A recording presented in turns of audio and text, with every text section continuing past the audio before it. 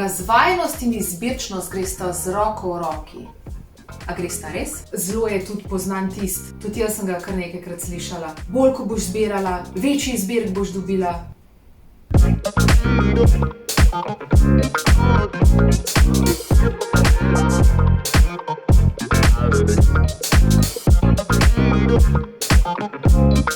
Včasih imam občutek, da je bilo to kar pravilo v starih časih. Zbirčen si, zbirčna meta, ta je pa razvajen, ti si pa razvajen. Naše mame pa babice so se kar posluževale teh izrazov. A se strinjate? Kaj pa, če bi pomislili in rekli, da je mogoče mama to rekla enostavno zato, ker je bilo tako lažje, ker je zamejila neko možnost izbire in na podlagi mogoče tudi časovnih stisk tako hitreje prišla do hotenega rezultata. Ali pa je mogoče babica to ponavljala in govorila in prenašala naprej samo zato, ker je to od svojih staršev in od svojih starih staršev slišala ona.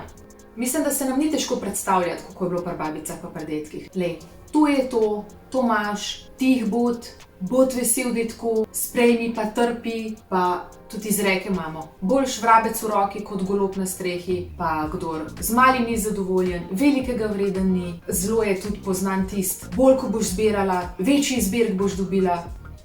A bi mogoče potem danes lahko to malo preokvirili in rekli, tisti, ki z izbiro pohiti, boljšo težko ulovi.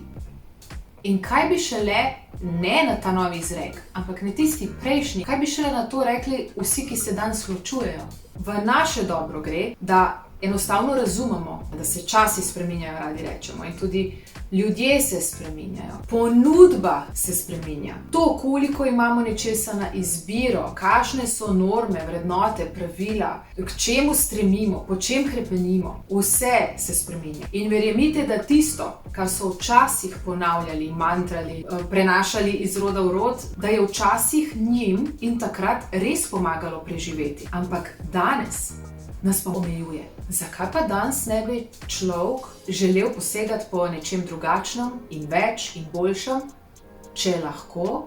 Zakaj bi se zamejevali pri določenih stvareh, na določenih področjih, medtem ko z lahkoto in veseljem pa koristimo vse drugo? V čem je pol fora? To, da izbiramo danes samo zato, ker lahko, še ne pomeni, da smo izbirčni ali razvajeni. A vam še nekaj preberem, kar sem napisala. Pomembno je, da ko situacije, okoliščine in starostna obdobja to zahtevajo, da takrat zamejimo svojo izbiro oziroma izbiro nekomu drugemu. To pa nikakor ne pomeni to, da mora vedno biti in ostati tako, da smo v svoji izbiri zamejeni ali da nekomu izbiro zamejujemo. Celo nasprotno. Ta izbira se mora z leti in na določenih področjih naših življenj širiti, sprobati, preizkušati. Saj lahko nekomu rečemo izbirčnež, ampak lahko pa tudi sklepamo, da je ta izbirčnež preizkusil že toliko stvari, da na koncu pozna sebe, ve, kaj mu prija in zato tudi to išče. Izbirčnost. Ne enačimo jo z razvajenostjo. Za koga sicer velikokrat rečemo, da so razvajeni? Za otroke. Pri tem se moramo predvsem najprej opomniti, da vkolikor to rečemo za svoje otroke, moramo vedeti, da smo edini, ki za tem stojimo, da je do tega prišlo, če je sploh res, mi starši.